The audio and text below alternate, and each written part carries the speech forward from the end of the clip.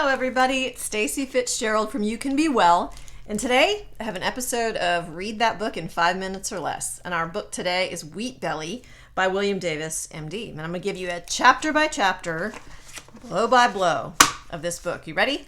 All right, chapter 1, the basics, is the media message we heard in the 80s about lower your fat, which will lower your cholesterol, increase your healthy grains, and you're going to be healthy, really falls short of the truth. And the actual data shows that obesity and diabetes went up when our grain consumption went up.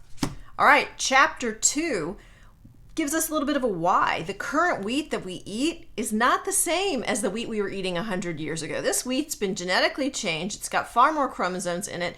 Of course, we've got the sprays and all of that, but all this modifying to it to make it grow faster, shorter, and quicker with a higher return has never been tested on humans for safety. Chapter 3. All right, 75% of wheat's carbohydrates is in a form, I'm sparing you the science of a lot of this, but is in a form that it turns our insulin up fast because of the way that it is digested in the body. So it starts that cycle of increased blood sugar, increased insulin, increased fat, because remember, insulin tells your body to store fat, which then eventually causes a blood sugar crash and an appetite spike. And that's just wheat's effect on the blood sugar. It also does a bunch of different things to the brain, which we'll get to, I think, in another chapter here. But the basics, wheat goes up and we have fat storage go up because insulin goes up. Chapter 4, wheat is addictive. It causes symptoms in the brain that are very similar to opioid addiction and actually can be blocked by taking a drug that is used to stop overdose situations in hospitals. So that's how effectively wheat works on your brain for an addictive behavior. Chapter 5, is this all just some big conspiracy theory? You have to answer that one for yourself. But when wheat goes down, weight goes down, blood sugar goes down, insulin goes down, and disease goes down, it would kind of negatively affect a system that thrives trillions of dollars a year on disease going up. Leave the answer in your quartz. Chapter 6. By looking at celiac disease, we can see that the removal of wheat, whether in a celiac or a non-celiac, drastically increases life expectancy, reduces cancers and diseases of all sorts. So that chapter goes into some details of some studies done with celiacs who are proven to have an adverse reaction to wheat, and shows that we can have the same benefits. People that don't have celiac or wheat intolerance can have the same benefits by removing wheat. Chapter 7, carb intake in part from wheat level and diabetes go hand in hand because wheat increases insulin, and insulin resistance comes when we have too much insulin. Very simplified there. But again, we're talking diabetes type 2, which is insulin resistant diabetes. So as long as there is sufficient pancreatic beta cells remain, pre-diabetics and diabetes can be reversed, which is an awesome happy part of this, is that even though maybe overconsumption of wheat has contributed to this booming growth of diabetes and pre-diabetic conditions, the removal of wheat can reverse that. Chapter 8, the SAD diet, standard American diet, which is high in carbohydrates, especially wheat products, can cause low-grade acidosis, which robs calcium from bones, causes inflammation that damages joints, and reduces the absorption of nutrients. In other words, the SAD diet really is sad, and unfortunately at the base, literally of that triangle, if you've looked at the food pyramid, is wheat and grain products. Chapter 9, diabetes is an eye-opening view of the effects of increased blood sugar on accelerated aging and its associated issues. And it shows us that wheat consumption also accelerates aging. So if we can control blood sugar, we have a real shot at controlling an over-aggressive, too quick aging process.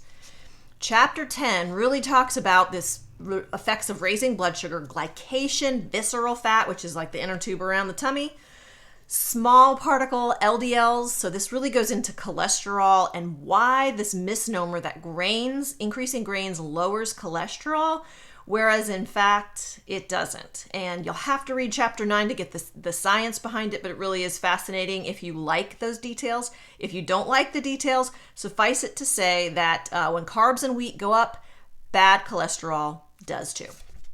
Chapter 11, wheat affects the brain and can cause a wide variety of neurological problems. Again, you can read the chapter to hear the details, but if you know that there's brain issues going on, try removing wheat. Try getting rid of it and just seeing how you feel. If there's a chance that it could affect you or me negatively neurologically, why not try removing it or get tested? If you're sensitive to gluten or celiacs, if you really have it all the way, you could save your brain. Chapter 12, wheat causes a variety of skin issues. Same thing, maybe try getting off of it. You can subdue, think about it, most skin things we want to push back under the surface and kind of get rid of the symptom of a skin issue. Why not try removing wheat and see if there's an underlying cause in the gut? Because if we just push it in and that skin issue is trying to tell us that something was going on inside, we're causing long-term really bad, possibly really bad effects upon our health. So try removing wheat, see if skin issues go away rather than just smushing down the symptoms of skin issues with topical creams and other drugs that could have other side effects too. All right, chapter 13 I loved because this is the practical side of, all right, let's do this. Let's get wheat out of our diet. And it starts out with a really good encouraging, just do it. It's worth it. It's worth trying it at least and seeing what you get. Key is don't just remove wheat, but replace it with healthy foods. Healthy, real whole foods. If we just get rid of wheat and replace it with cheap imitation wheat products like we often find in these gluten-free packaged processed foods, we're just maybe exchanging something bad for something not quite as bad. Why not try putting in really healthy whole foods like lots of vegetables, a few healthy fruits, nuts and seeds, healthy clean meats and cheeses. If you feel like you're missing out, which is a big piece when we change our diet, we've grown up in a culture that's inundated with wheat and these breads and they're often comfort foods. This is a great little helpful hint. Think about what else you're missing out on. You might be focusing on missing out on wheat, but maybe you're missing out on diabetes. Maybe you're missing out on feeling sick and having gas and bloating and stomach pains by getting rid of wheat. So what kind of good things could we be missing out on? Or actually, let me say that better, bad things we would be missing out on that would be good for us when we're worried about just this missing out on our favorite comfort foods. We need to change our thinking and be wise and be aware. And then the end of the book, there's a short little epilogue section that goes into some history and studies, some concepts, current trends, to kind of get rid of this mentality that it's better than nothing. And instead really focus on what is truly good for us, best for us. And to get rid of, he really reiterates that this concept that we all have of healthy whole grains is a misnomer, much like we were taught years ago that margarine is good for us, and now we say, oh my gosh, that was false.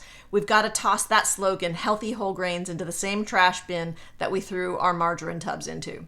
Appendix A lists a bunch of lists of hidden sources of wheat and wheat gluten, and Appendix B has recipes and substitutions that are yummy and really helpful. I haven't been through them all, but I've tried a couple, and the ones I've tried are really good.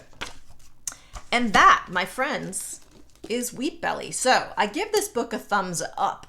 It's pretty simple, but if you like the details, I would recommend reading it. If not, maybe you got all you need to out of it. And that key is try going wheat-free, try going gluten-free, try going grain-free, and remember, try upping your vegetables and your healthy, clean, whole, real foods. Just see how you feel. Here's one last tidbit. When or if you decide to reintroduce wheat, that might be your biggest test of all, because that's often when, maybe before you haven't shown really strong symptoms against wheat, when you reintroduce it, boy, your body will tell you if it likes it or not. Hope that helped. Have a great day.